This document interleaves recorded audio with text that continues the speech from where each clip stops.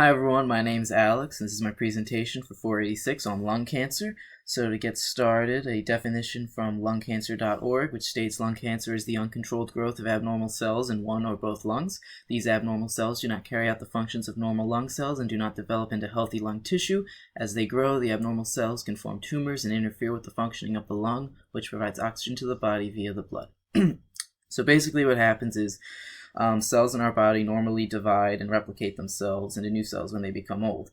What happens sometimes is these cells mutate, and these mutated cells, as they continue to divide and replicate the mutated genes, they stop doing their primary function. They can do their function for a little while after mutating, but eventually they stop doing their function altogether, and then that's where the problems occur. So there's primary and secondary lung cancer. The only difference is where the origin of the cells were. So if you have healthy lung cells and they mutate and they become cancerous, this is primary cancer because it started in the lungs.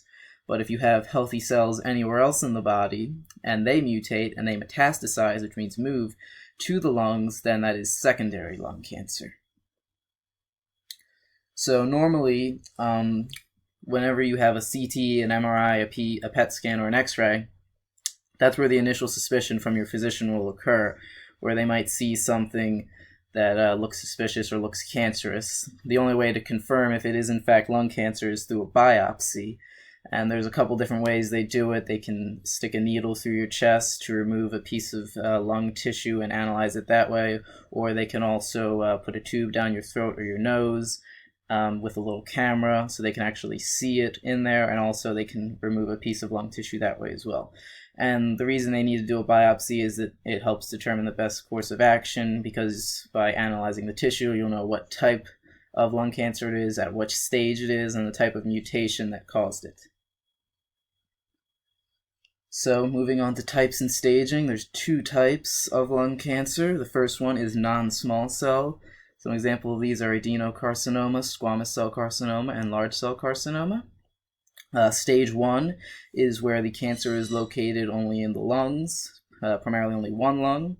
Stage 2 is where the cancer cells spread to the nearby lymph nodes in the lungs. Stage 3 is where they spread to the lymph nodes located at the center of the chest.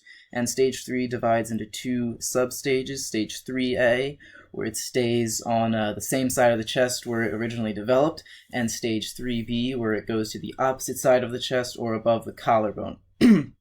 Obviously, stage 3B is the more serious one because the cells have been able to migrate all the way to the other side of the chest and not just remain located on one side. And then finally, stage 4 is where it spreads to both lungs, the fluid around the lungs, or it metastasizes to another part of the body. The other type is called small cell. This is the more severe type of lung cancer because it grows a lot faster than non-small cell. It only has two stages: limited stage, where it is only found on one side of the chest, and extensive stage, where the cancer has spread to other areas of the chest, the other side, above the collarbone, and it can also metastasize to other areas of the body. It's all just lumped into the extensive stage. So for treatment, they usually go with combining all of these types of things: chemotherapy and radiation, surgery, and common drugs. Bevacizumab, I don't really have no idea how to pronounce that, and erlotinib.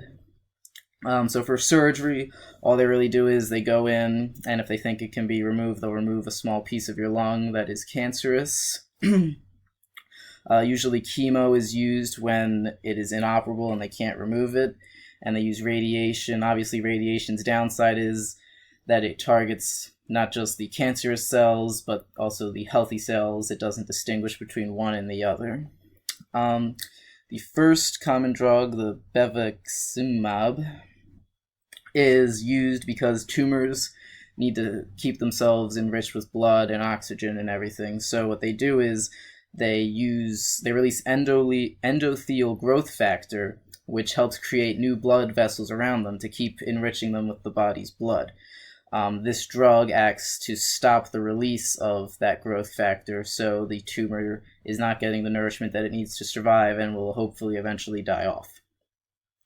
Erlotinib blocks a receptor that encourages cancerous cells to grow. So there's a receptor that allows these cancerous cells to receive nourishment and to keep growing on, and this cell just stops that receptor.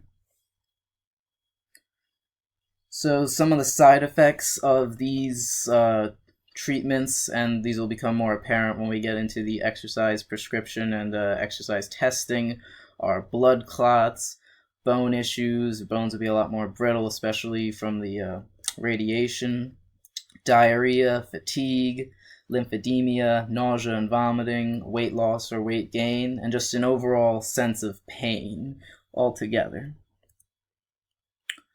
So getting into how exercise helps a patient with lung cancer, it starts by improving their balance. It prevents muscle loss, because usually when you have cancer, you become very inactive, especially if you're going through radiation. It really just puts a drain on you. This helps prevent muscle loss.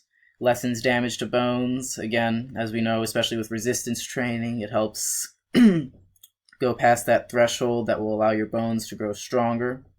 Improved blood flow is very important, because in the last slide regarding the side effects, blood clots is one of the most severe side effects of the treatment. So by exercising, you can have improved blood flow and decrease the chance of developing a blood clot. Less risk of depression. As we all know, when you exercise, your brain releases endorphins that make you feel good, and it just helps, if you have a positive outlook on things, you're more likely to have better results. It's not good to become depressed, because then you won't go out, you're less likely to take your meds or go to therapy. It lowers nausea, which is again a big thing with radiation and chemotherapy. That's one of the main complaints, is people feel very, very nauseous. Same thing with less feeling of fatigue, again due to the endorphins in the body. It helps control your body weight usually by keeping your weight on. Usually it's not about losing weight when you have cancer. And just overall, it improves your quality of life. So before we get into our case study, we'll talk about some contraindications to exercise. First one would be hemoglobin, and this is just referring to not having enough oxygen being delivered to the tissues, which obviously you wouldn't want somebody who's not getting enough oxygen in their tissues at a resting stage to be exercising, where the needs for oxygen go up. The next one would be white blood cells. You don't want them under a certain threshold, because when you have cancer, you're more susceptible to be sick and get different infections in the lungs. And as we learned in EXS, after you exercise, you're more susceptible to infection for that brief period between exercising and recovering. So you wouldn't want somebody who has less white blood cells to defend themselves with. Some of the more important ones, or obvious ones, fever. You don't want somebody exercising with a fever, even if they didn't have cancer. It's just one of the things you don't want them to do anyway. Unsteady gait is just referring to being unbalanced, and if they're going through chemo and radiation, their bones are already more susceptible to breaking, so if they're more susceptible to falling, that's just a bad combination.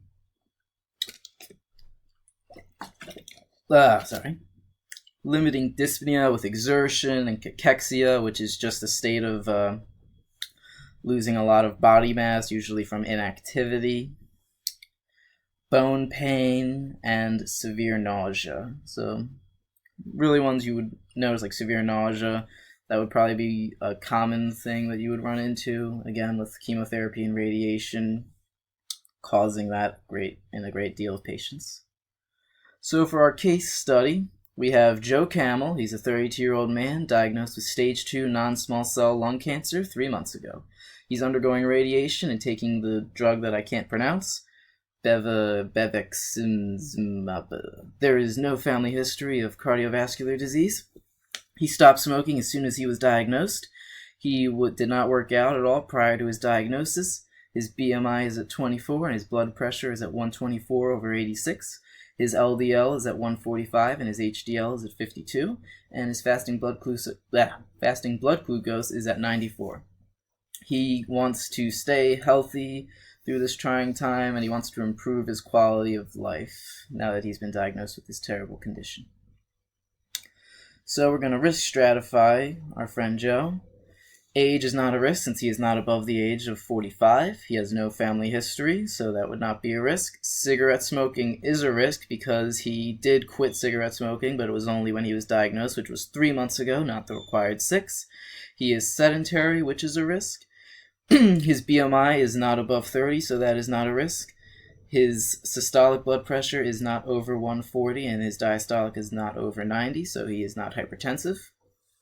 Dyslipidemia is a risk because his LDL cholesterol is over 130, and he is not at risk for prediabetes because his fasting blood glucose is under 100.